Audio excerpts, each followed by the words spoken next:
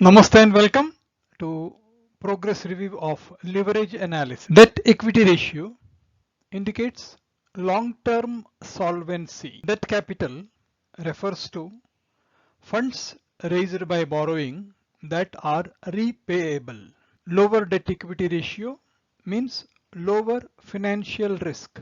Leverage is the influence of one force over another. A company with a greater ratio of fixed to variable cost is said to be using more operating leverage. A higher degree of operating leverage is risky as it creates added sensitivity to changes in revenue. Operating leverage is computed as contribution divided by EBIT. Given operating fixed cost of 20,000, sales of 1 lakh, PV ratio of 40%, what is the operating leverage?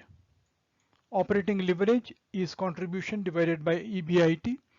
Contribution equals sales 1 lakh into PV ratio 40%. Contribution is 40%. Out of contribution, you have to decide what is the EBIT, earnings before interest and tax.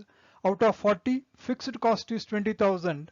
40,000 minus 20,000 is equal to EBIT, which is 20,000. Contribution is 40,000. EBIT is 20,000. 40,000 by 20,000.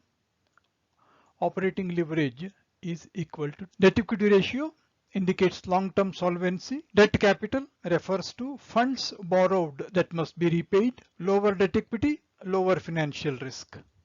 Leverage is influence of one force over the other. In our case, it is debt over equity. A company with a higher fixed cost as compared to variable cost is supposed to have a greater ratio, and such a ratio is known as higher operating leverage.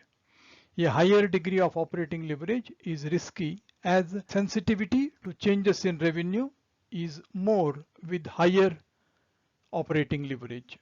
Operating leverage is computed as contribution divided by EBIT. In the given example, contribution is 1 lakh into 40%, 40,000 minus fixed cost is equal to EBIT. 40,000 minus 20,000 is 20,000.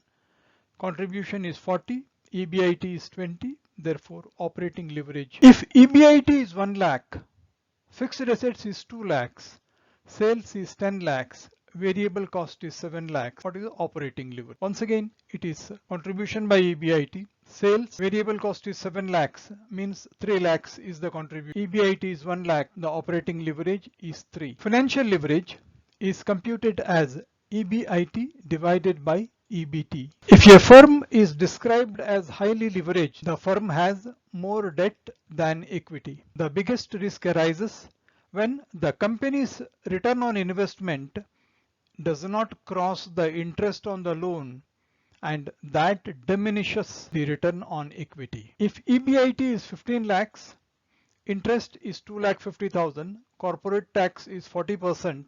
What is the financial leverage? We have seen financial leverage is equal to EBIT by EBT. We are given EBIT. We need to get EBT. EBIT minus interest is equal to EBT. That is 12,50,000. EBIT 15 lakhs, 12,50,000 EBT. Therefore, the financial leverage is 1.2. And please note, we have not used the corporate tax of 40% anywhere because it is not a part of the formula of EBIT by EBT. A firm that operates both high operating and financial leverage is a very risky investment. Low degree of operating leverage and high degree of financial leverage is a preferred ideal situation. EBIT 1 lakh, fixed assets 2 lakhs, sales 10 lakhs, variable cost 7 lakhs. Operating leverage will be contribution equals 10 lakh, sales minus variable cost 7 lakhs, 3 lakhs, and EBIT is given, and here we are not using the details of fixed assets which are given. 3 lakh divided by 1 lakh is equal to 3. Financial leverage is EBIT by EBT. If a firm is highly leveraged, the firm has more debt than equity. The biggest risk arises when a company's rate of return on investment is falling short of the interest on loan, and that reduces the return to equity holders.